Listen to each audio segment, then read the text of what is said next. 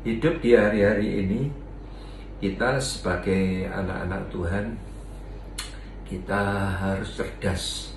Di mana dunia ini sedang digoncang, ya banyak orang terpapar virus. Jika kita perhatikan di hari-hari ini, pemerintah selalu gembar-gemborkan supaya masyarakat itu ya melaksanakan protokol kesehatan. Ya, dengan tujuan supaya apa? Supaya masyarakat jangan sampai terpapar virus. Betul enggak, saudara?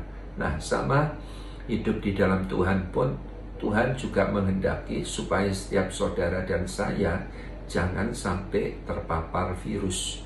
Tuhan pengen supaya setiap saudara dan saya, kita itu sehat. Tuhan mau supaya daya tahan tubuh kita pun juga kuat, ya. Tuhan mau supaya kita ini bertumbuh. Jadi itu sebabnya di pihak Tuhan, Tuhan juga mau agar setiap saudara dan saya melaksanakan protokol kerajaan surga. Lalu bagaimana pertanyaannya untuk melaksanakan protokol kerajaan surga? Saya akan bacakan di dalam kebenaran firman Tuhan di dalam 1 Samuel 16 ayat 2 sampai ayat 3. Demikianlah firman Tuhan. Ayat 2, tetapi Samuel berkata, bagaimana mungkin aku pergi? Jika Saul mendengarnya, ia akan membunuh aku. Firman Tuhan, bawalah seekor lembu muda dan katakan, aku datang untuk mempersembahkan korban kepada Tuhan. Ayat 3, kemudian undanglah Isai ke upacara pengorbanan itu, lalu aku akan memberitahukan kepadamu apa yang harus kau perbuat. Urapilah bagiku orang yang akan kusebut kepadamu. Nah, jadi dari ayat-ayat tersebut, saudara, ketika Tuhan itu menyuruh Samuel untuk mengurapi raja baru, ya, Samuel itu takut dibunuh oleh Raja Saul. Tetapi Tuhan dengan hikmatnya memberi ide kepada Samuel. Jadi yang artinya apa, saudara? Jadi dari ayat ini memberikan pengertian bahwa untuk melaksanakan protokol kerajaan surga, saudara dan saya harus fleksibel, tetapi tidak kompromi dengan dosa. Amin, saudara. Nah, ini penting sekali. Fleksibel, ya, harus fleksibel, tetapi tidak kompromi dengan dosa. Apa yang dimaksud dengan fleksibel tetapi tidak kompromi dengan dosa? Saya mendapatkan begini, saudara, fleksibel tetapi tidak kompromi dengan dosa itu artinya apa? Kita harus cerdik seperti ular, tulus seperti merpati. Sebab apa? Ya, iblis itu senantiasa ingin membunuh ya anak-anak Tuhan, ya bahkan perusahaan kita, apalagi saudara, ya di saat kita itu maju, iblis itu tidak senang. Hari-hari ini ya semuanya diguncang.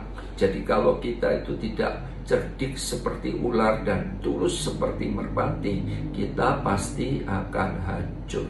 Sebab apa? Alkitab juga berkata, kita itu adalah domba dan kita itu diutus di tengah-tengah serigala. Betul, saudara?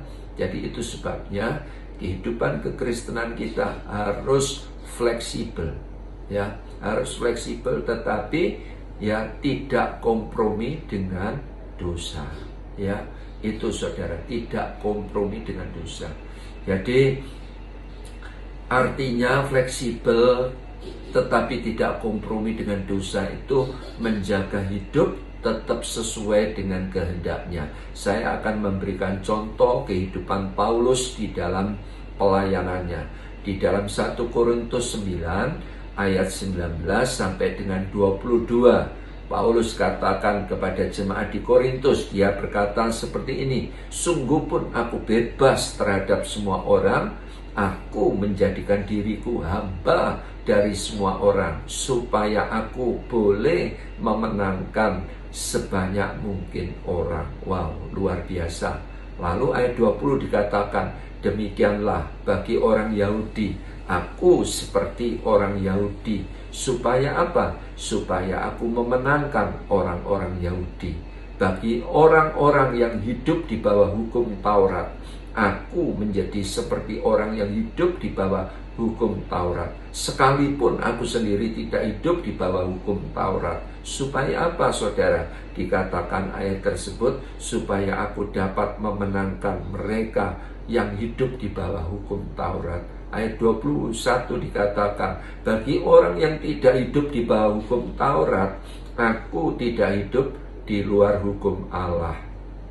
Karena aku hidup di bawah hukum Kristus, supaya aku dapat memenangkan mereka yang tidak hidup di bawah hukum Taurat. Wow, luar biasa. Ayat 22 dikatakan, bagi orang-orang yang lemah, aku menjadi seperti orang yang lemah, saudara. Ya, supaya aku dapat menyelamatkan mereka yang lemah. Bagi semua orang yang telah menjadikan segala-galanya, bagi semua orang aku telah menjadi segala-galanya, supaya aku sedapat mungkin memenangkan beberapa orang dari antara mereka. Wow, luar biasa. Jadi ya, menjaga hidup tetap sesuai dengan kehendak Tuhan itu penting, saudara. Ya, itu saudara. Jadi tujuan fleksibel itu apa sih? Tujuan fleksibel, Alkitab sendiri yang berkata supaya kita itu jangan membinasakan diri kita sendiri. Saya akan bacakan di dalam kitab Pengkhotbah 7 ayat yang ke-16. Janganlah terlalu saleh, janganlah perilakumu terlalu berhikmat. Mengapa engkau akan membinasakan dirimu sendiri? Nah, jelas ayat ini sampai ayat ini bilang janganlah terlalu saleh, janganlah perilakumu terlalu berhikmat. Mengapa engkau akan membinasakan dirimu sendiri? Yang artinya ayat ini ya, tujuan fleksibel supaya saudara dan saya jangan membinasakan diri kita sendiri. Itu saudara, Alkitab juga berkata terhadap orang yang Tuhan itu bilang, terhadap orang yang bengkok hati, ya Tuhan itu berlaku belat-belit. Ditulis di dalam Mazmur 18 ayat 26 sampai 27. Terhadap orang yang setia, Tuhan berlaku setia. Terhadap orang yang bercelah, Tuhan berlaku bercelah. Terhadap orang yang suci, Tuhan berlaku suci. Terhadap orang yang bengkok hati, Tuhan berbelat-belit. Jadi jelas saudara, ya, terutama fleksibel, tidak kompromi dengan dosa ini butuh apa saudara?